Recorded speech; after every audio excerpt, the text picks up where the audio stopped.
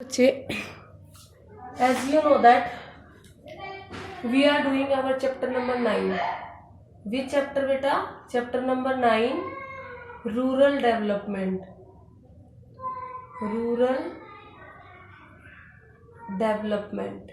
Clear beta? Now in this chapter rural development, today we will be doing the topic of rural banking, a critical evaluation. What we will do?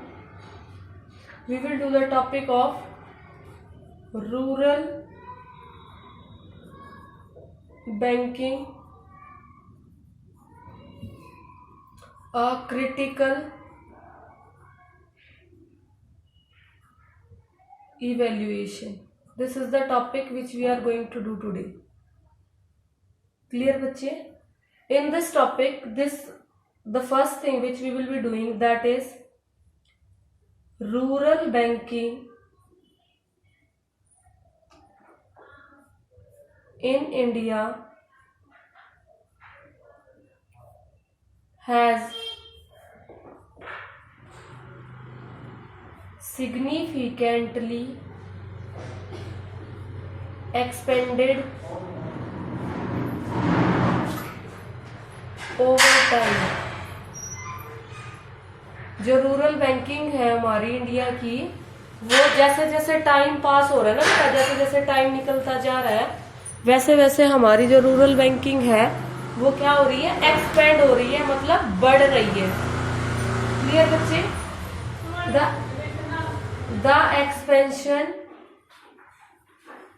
The expansion has been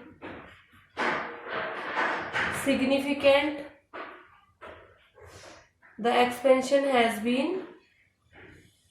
significant, particularly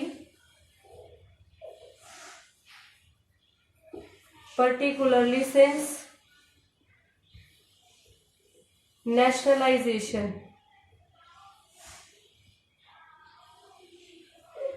of major commercial banks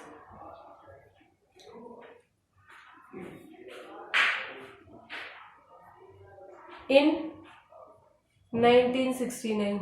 देखो बेटा, अब जब हमारा 1999 जब nationalisation हुआ था बैंकों का, पहले बैंक नेशनलाइज नहीं थे. 1969 में बैंक्स जो है नेशनलाइज हो गए थे.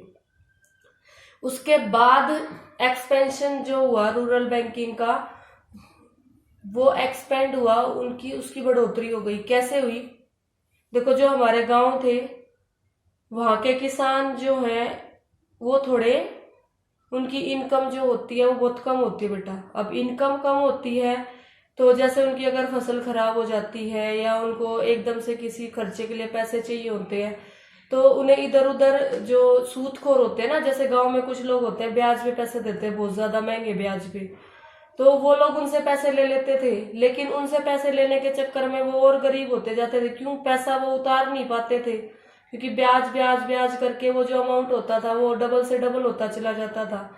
इस चक्कर में बहुत सारे लोग जो है इवन सुसाइड भी कर लेते थे. जब गवर्नमेंट ने इस तरफ अपना ध्यान देना शुरू किया तो उन्होंने सबसे पहले क्या किया, कमर्शियल बैंक्स जो हमारे, जैसे कुछ बैंक्स है, Punjab national bank, state bank, rural bank, और ये कई गाँव में भी रूरल बैंक्स खुले हुए हैं, इनको नेशनलाइज करना स्टार्ट कर दिया. और जब इनको नेशनलाइज किया, इसका मतलब इनकी ब्रांचेस ओपन हो गई, गांव में भी बैंक खुलने लग गए, आसपास के शहरों में भी बैंक खुलने लग गए, उनकी संख्या जो है वो बढ़ने लग गई. जैसे बैंकों की संख्या बढ़ने लग गई तो जो हमारे गांव के गरीब किसान लोग थे उनको गवर्नमेंट जो है लोन प्रोवाइड करने लग गई. कुछ कम टाइम के लिए प्रोवाइड करने लग गई, और कुछ जैसे कोई किसी को अगर 6 महीने के लिए चाहिए तो उनको 6 महीने के लिए दिया, किसी को 1 साल के लिए चाहिए तो उसको 1 साल के लिए दिया, अगर किसी को उससे भी ज्यादा टाइम पीरियड के लिए बहुत ज्यादा चाहिए, अपने घर के किसी बड़े खर्चे के लिए, शादी के लिए या कोई भी स्कीम, किसी भी खर्चे के लिए दिया बेटा, उनको रूरल क्रेडिट प्रोवाइड किया. इसके अंदर हम क्या कह सकते हैं, सबसे बड़ा रोल किसका है? Nationalisation of commercial banks. अगर नेशनलाइज नहीं होता तो ये सब करना जो है वो मुश्किल हो जाता. अब हम नेक्स्ट पॉइंट पे आते हैं. नेक्स्ट पॉइंट देखिए आप लोग, nationalisation.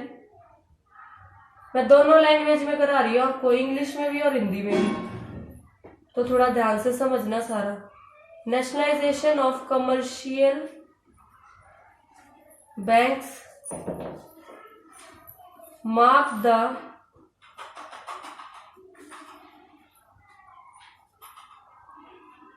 beginning of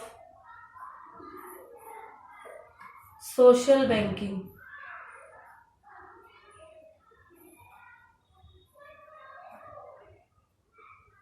in rural areas। बेटा जो ये सोशल बैंकिंग होता क्या है ये मैं आपको नेक्स्ट वीडियो लेक्चर में समझाऊंगी, इसीलिए मैं आपको इस लाइन में सिर्फ इस वर्ड को एज इट इज यूज करके बोल रही हूँ कि नेशनलाइजेशन से गांव में क्या बढ़ा, सोशल बैंकिंग बढ़ा। अब ये सोशल बैंकिंग होता क्या है, this I will tell you in your next video lecture. Clear बच्चे? अभी के लिए आप इसको ऐसे इसी फॉर्म में याद कर लीजिए कि क्या बढ़ा, social banking, implying provision of institutional credit at moderate rates of interest। और क्या हुआ साथ में बेटा, जो छोटे मोटे इंस्टीट्यूशंस होते थे, इंस्टीट्यूशंस को भी जो है लोन प्रोवाइड किया गया, और वो लोन कैसे प्रोवाइड किया गया, कम रेट्स पे। जो ब्याज की दर थी वो क्या थी, कम थी। क्लियर बेटा? ये दोनों पॉइंट्स अब तक जो मैंने बताए हैं आपको। Now next thing was your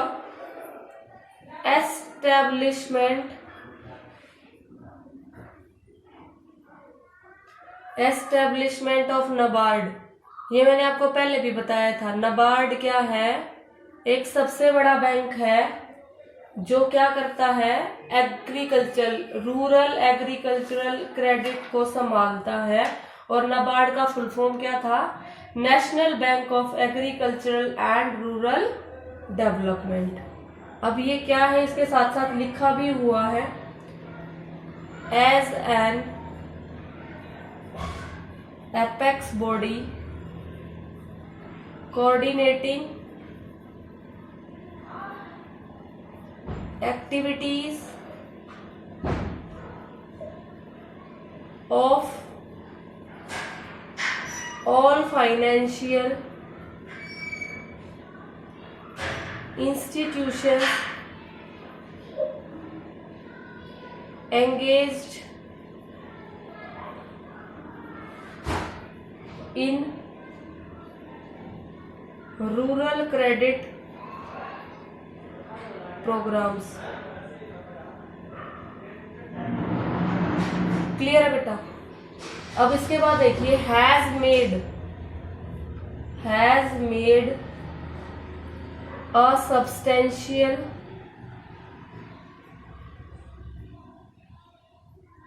difference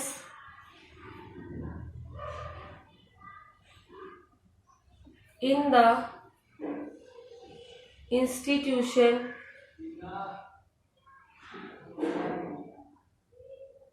of rural credit।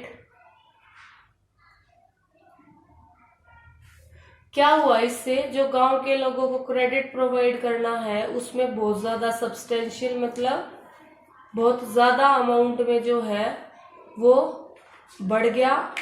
और उसको बढ़ने से क्या हुआ, rural financing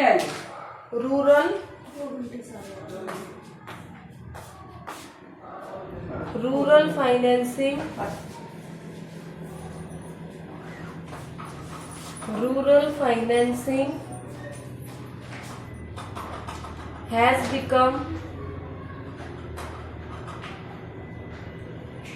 much more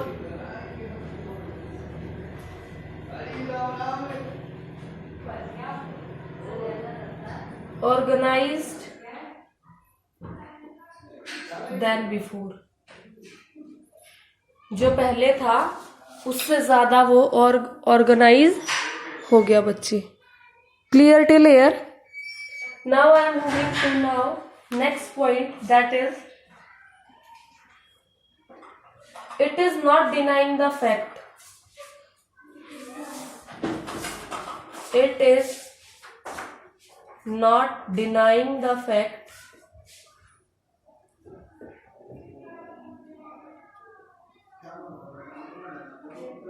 that institutional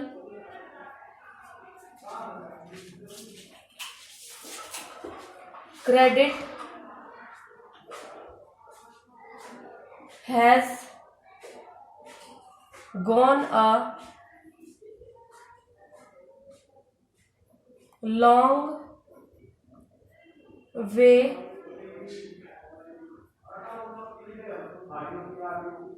in liberating the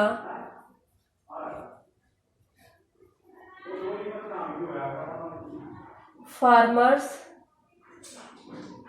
from the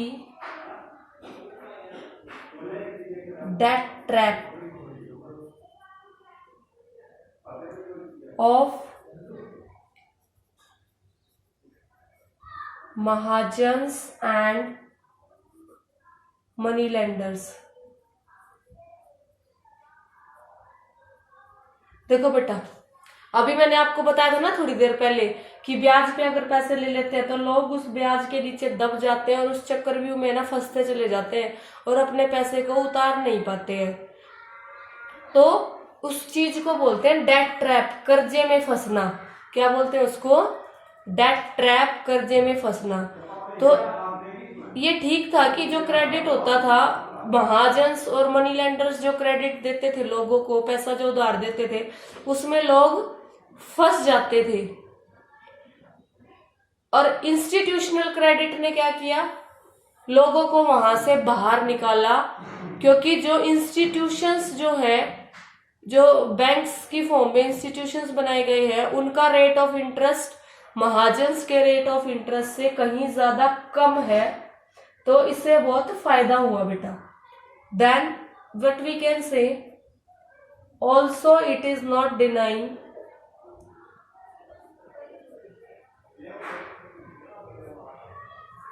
that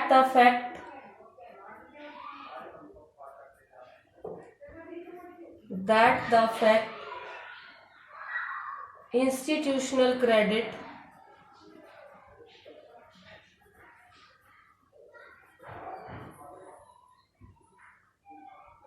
has promoted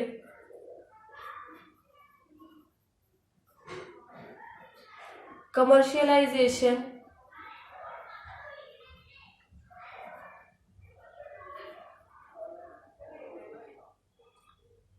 of agriculture,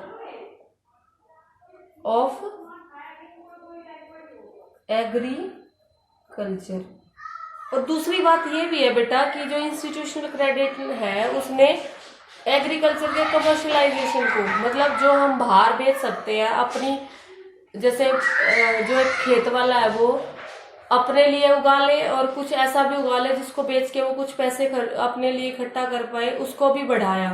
ठीक है, ये सारे जो मैंने अभी तक बताए, these all are positive points. ठीक है, ये सारे क्या थे? पॉजिटिव पॉइंट्स थे बेटा, all were positive points. Clear? लेकिन कुछ नेगेटिव पॉइंट्स भी थे। क्या था? कुछ नेगेटिव पॉइंट्स भी थे। That means but there is a flip side also, कुछ नेगेटिव पॉइंट्स भी थे बेटा। That means there was some flip side also बेटा। क्लियर? नाउ जस्ट सी, जो मैंने आपको बताया है positive points related to critical analysis of rural banking, एक बार मैं फिर से दोबारा बता देती हूँ आपको, आप लोग थोड़ा ध्यान से सुनिएगा। क्लियर है बच्चे? As you know that we are doing our chapter number 9. Which chapter बेटा? Chapter number 9, rural development. Rural development. Clear बेटा? Now in this chapter rural development, today we will be doing the topic of rural banking, a critical evaluation.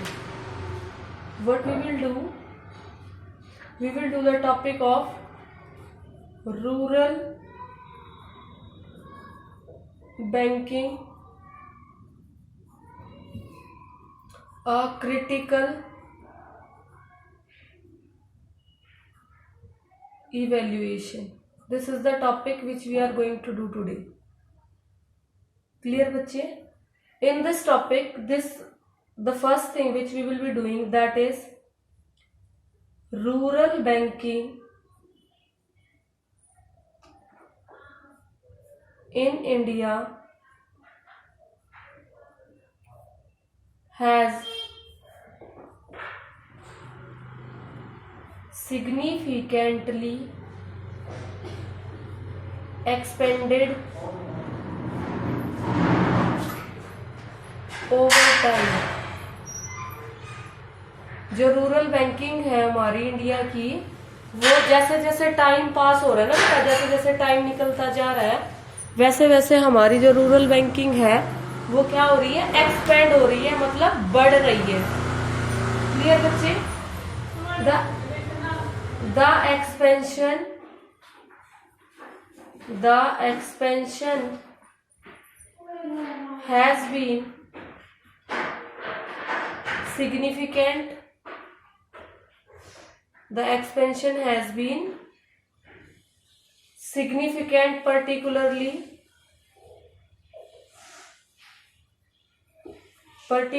since nationalization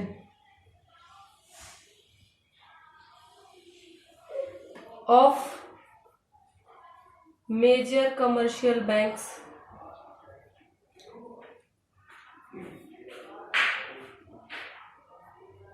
in 1969. देखो बेटा, अब जब हमारा 1969 में जब nationalisation हुआ था बैंकों का, पहले बैंक नेशनलाइज नहीं थे. 1969 में बैंक्स जो है नेशनलाइज हो गए थे.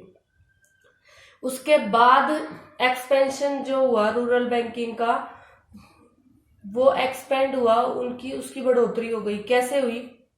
देखो, जो हमारे गांव थे वहां के किसान जो हैं वो थोड़े, उनकी इनकम जो होती है वो बहुत कम होती है बेटा. अब इनकम कम होती है तो जैसे उनकी अगर फसल खराब हो जाती है या उनको एकदम से किसी खर्चे के लिए पैसे चाहिए होते हैं, तो उन्हें इधर उधर जो सूदखोर होते हैं ना, जैसे गांव में कुछ लोग होते हैं ब्याज पे पैसे देते हैं, बहुत ज्यादा महंगे ब्याज पे, तो वो लोग उनसे पैसे ले लेते थे. लेकिन उनसे पैसे लेने के चक्कर में वो और गरीब होते जाते थे. क्यों? पैसा वो उतार नहीं पाते थे, क्योंकि ब्याज ब्याज ब्याज करके वो जो अमाउंट होता था वो डबल से डबल होता चला जाता था.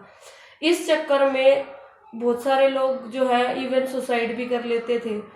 जब गवर्नमेंट ने इस तरफ अपना ध्यान देना शुरू किया तो उन्होंने सबसे पहले क्या किया, कमर्शियल बैंक्स जो हमारे, जैसे कुछ बैंक्स है, Punjab national bank, state bank, rural bank, और ये कई गांव में भी रूरल बैंक्स खुले हुए हैं, इनको नेशनलाइज करना स्टार्ट कर दिया. और जब इनको नेशनलाइज किया, इसका मतलब इनकी ब्रांचेज ओपन हो गई, गांव में भी बैंक खुलने लग गए, आसपास के शहरों में भी बैंक खुलने लग गए, उनकी संख्या जो है वो बढ़ने लग गई. जैसे बैंकों की संख्या बढ़ने लग गई तो जो हमारे गांव के गरीब किसान लोग थे उनको गवर्नमेंट जो है लोन प्रोवाइड करने लग गई.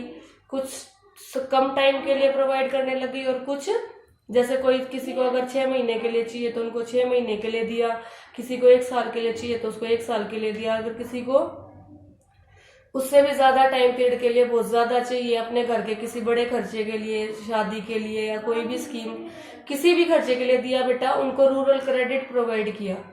इसके अंदर हम क्या कह सकते हैं, सबसे बड़ा रोल किसका है?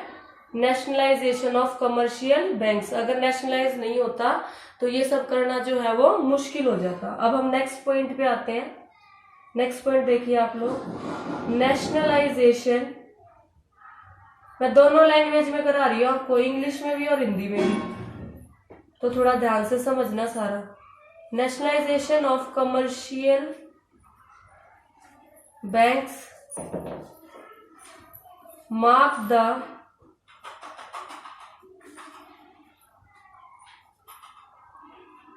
beginning of social banking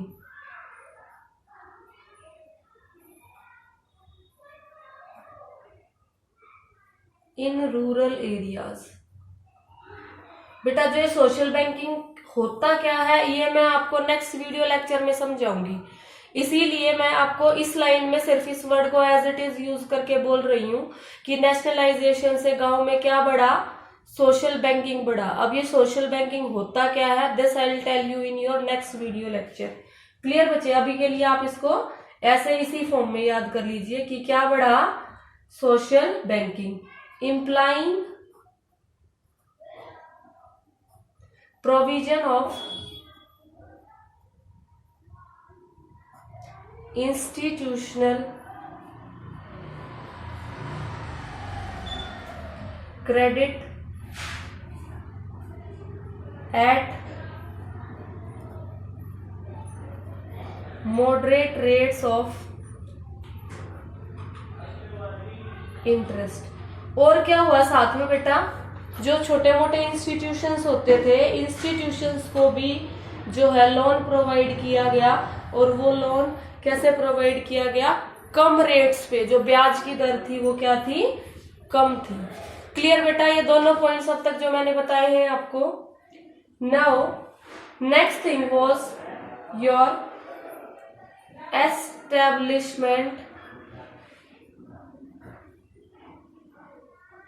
establishment of NABARD.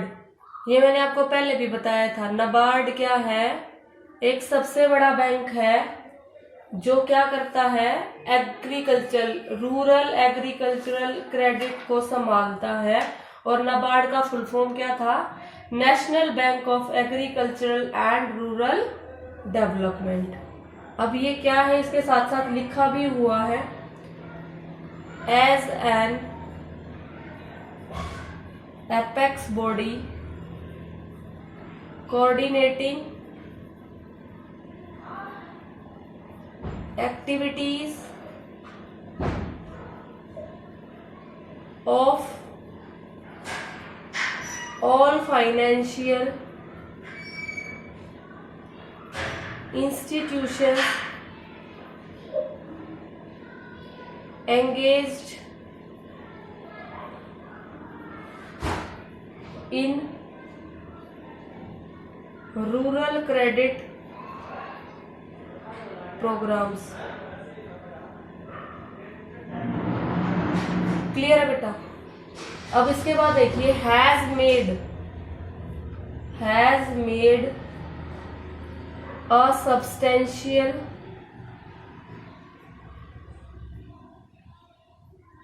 Difference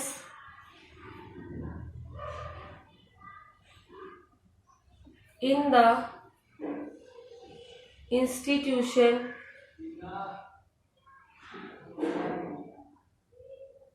of rural credit। क्या हुआ इससे, जो गांव के लोगों को क्रेडिट प्रोवाइड करना है उसमें बहुत ज्यादा सब्सटेंशियल, मतलब बहुत ज्यादा अमाउंट में जो है वो बढ़ गया। और उसको बढ़ने से क्या हुआ, rural financing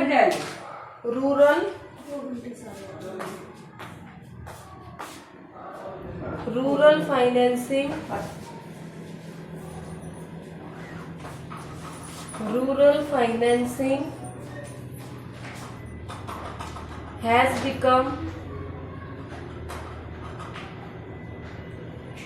much more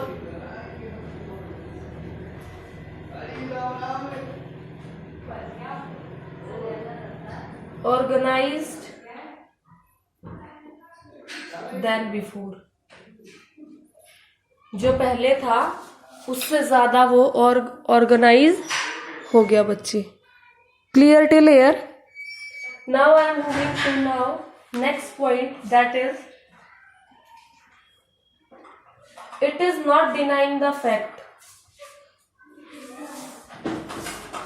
It is not denying the fact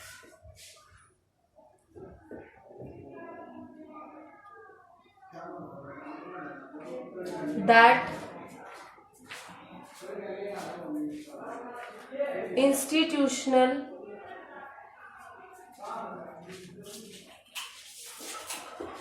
credit has gone a long way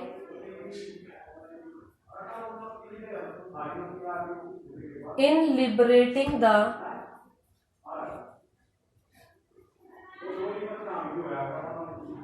farmers from the debt trap of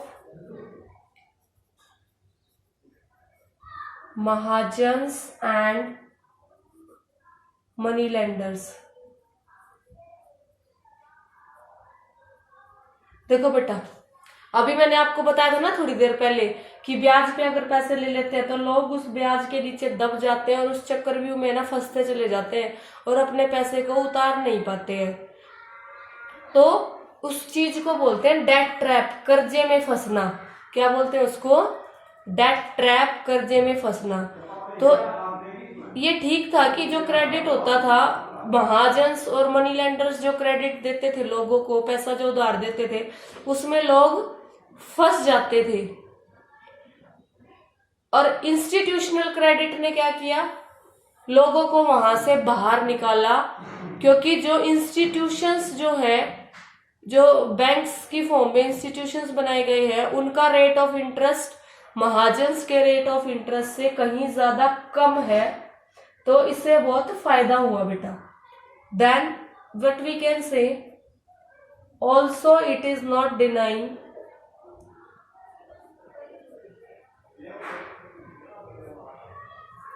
that the fact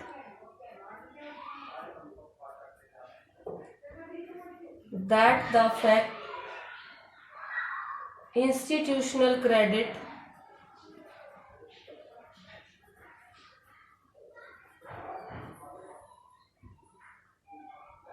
has promoted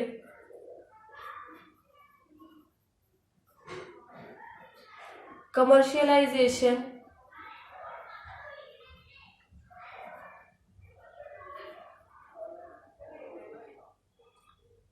of agriculture,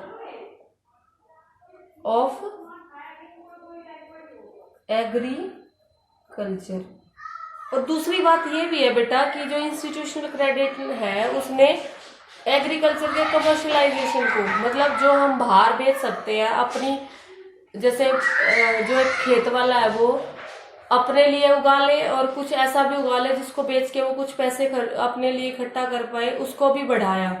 ठीक है, ये सारे जो मैंने अभी तक बताए, these all are positive points. ठीक है, ये सारे क्या थे?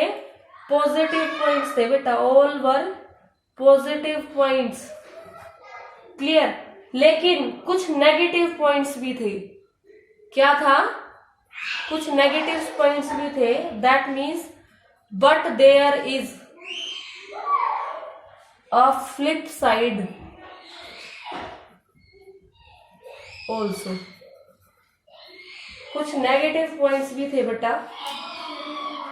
That means there was some flip side also बेटा। क्लियर? नाउ जस्ट सी, देखिए कि जो आपका ये है but there is a flip side also, इस फ्लिप साइड में बेटा आपका जो है क्या आएंगे? सारे नेगेटिव पॉइंट्स आएंगे, जिनको हम क्या कह सकते हैं? डेफिशिएंसीज ऑफ रूरल बैंकिंग, क्या कह सकते हैं, deficiencies of rural banking. Clear. इनको है ना हम नेक्स्ट वीडियो लेक्चर में पढ़ेंगे, तब पढ़ेंगे जब आपको कोई प्रॉब्लम आएगी। ठीक है बेटा। If you are understanding it's well and good. I want that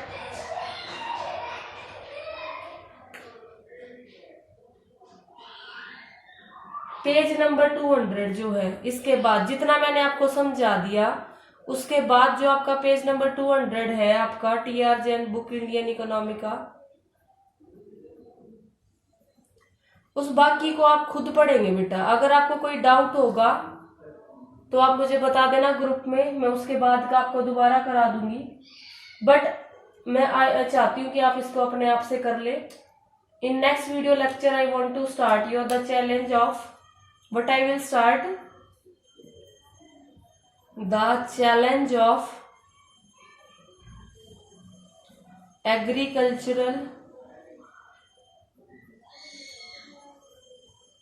rural marketing. ठीक है बेटा। क्लियर। मैंने क्यों बोला है ये चीज आपको खुद से पढ़ने के लिए, ये इजी है, आप लोग अच्छे से इसको कर भी पाएंगे। मैंने बस ये बताना था, यहाँ से ऊपर का सारा जो है वो पॉजिटिव पॉइंट्स है, उसके बाद जो है इस यहाँ से जो स्टार्ट हुआ आपकी बुक में डेफिशिएंसीज, वो सारे नेगेटिव पॉइंट्स है बच्चा। ठीक है। So this is all about your today's class. Thank you.